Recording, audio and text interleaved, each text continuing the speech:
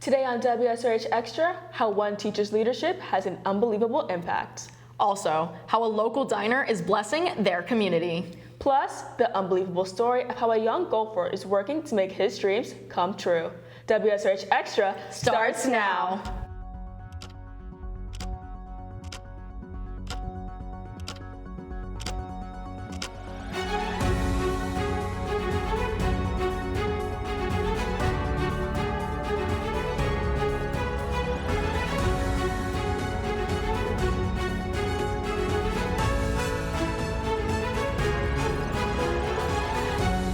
Welcome to this episode of WSRH Extra. I'm Reagan Bresnahan. And I'm Rachel Hunter. Today is April 16th, and the theme of this special edition of WSRH Extra is unbelievable.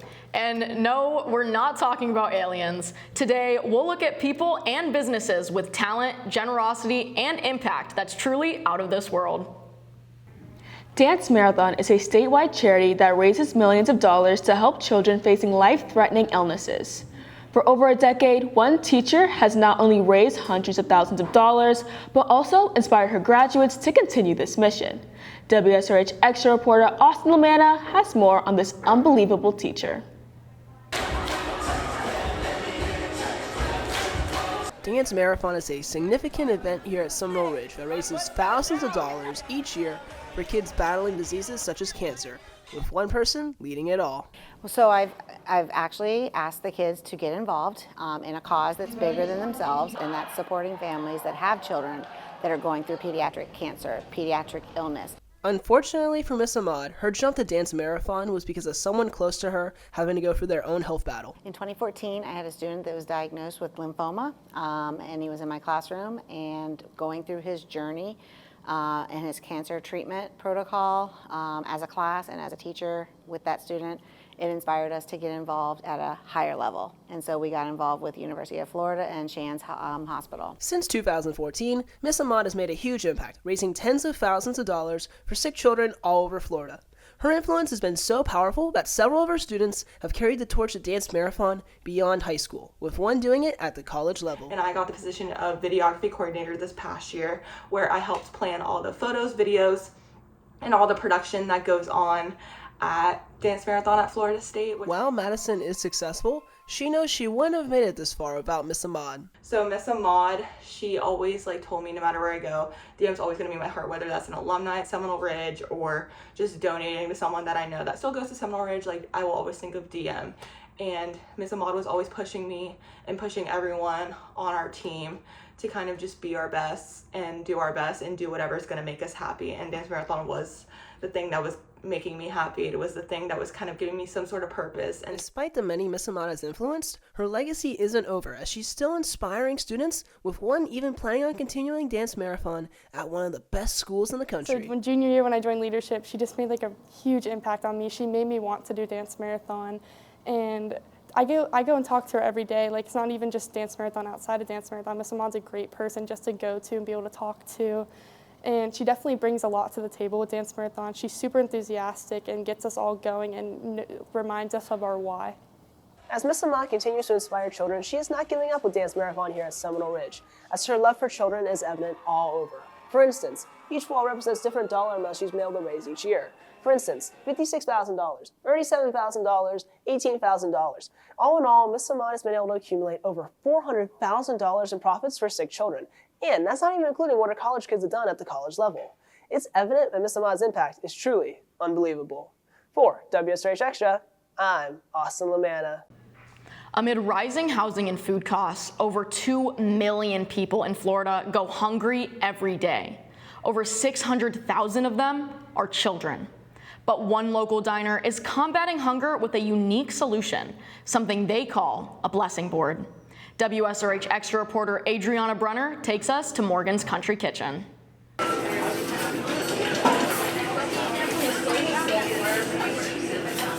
Walking into Morgan's, you're greeted with the familiar sounds and smells of Southern comfort, sizzling bacon, maple syrup, and coffee brewing. One new, unexpected addition is what they call the blessing board. It's basically a pay it forward. I had the idea a couple years ago. My girlfriends made me a board. I broke it. I kind of forgot all about it. When I saw the post, it just touched me and I knew I had to do it. I felt it. So it just started and it just went crazy in just like a matter of 4 or 5 days. Customers can buy a voucher and post it on the board. Then other customers can take down a voucher and use it to buy a meal. Even though this is a new addition, the Morgan's community is already seeing a big impact. It's working out really great. There's a lot of people that have donated money, and there's a lot of cards. The whole entire board is full, and we haven't even been doing it a full week. So I think that's great. The Blessing Board isn't just bringing in donations from existing customers, but new ones as well. I still have the same customers, still the same ones coming in. We've seen a couple new ones in the last couple days that have seen the post and wanted to come contribute. Didn't even know we were here, even though we've been here for years and years. The unbelievable generosity shown by Morgan's and its customers are helping to change lives one voucher at a time. In the past, I've had people come and ask me, you know, I don't have any cash, but I'm hungry. Is there anything that you can give me? And I'll feed them. I've done it in the past. This is just a way for the community to help serve that purpose when it's needed. Patty views the Blessing Board as a way to include the community into a practice that she has been doing for years. It's something I feel this day and age, nobody should ever have to go hungry, put their kids to bed hungry, anything like that. Nobody should be hungry in this day and age. We have a great community out here. They supported me a lot through the COVID times, and they asked, and I wanted to give them an establishment to be able to do what they wanted to do, and that's also help feed people. So that's how it kind of just started. Through the Blessing Board, customers have been able to show their unbelievable generosity to those in need. For WSRH Extra, I'm Adriana Brenner. All too often, you hear the phrase, hard work beats talent. Well, we met a golfer with an unbelievable amount of both. WSRH Extra reporter Shayla Stillwagon has more on the story. Meet Acreage resident Reed Abdelnour. He's 11 years old and already one of the best golfers in the country. So my rank in the state of Florida, #2. My achievements, I've won the Florida State Golf Association State Championship, and I've come top 3 in the Under Armour Junior Worlds, top 4 in the Future Masters. With finding so much success at such a young age, Reed continues to have high aspirations for his future. I want to play on the PGA Tour and be the #1 golfer in the world. This isn't just a childhood dream. Reed's fellow golfers believe he has big opportunities up for him.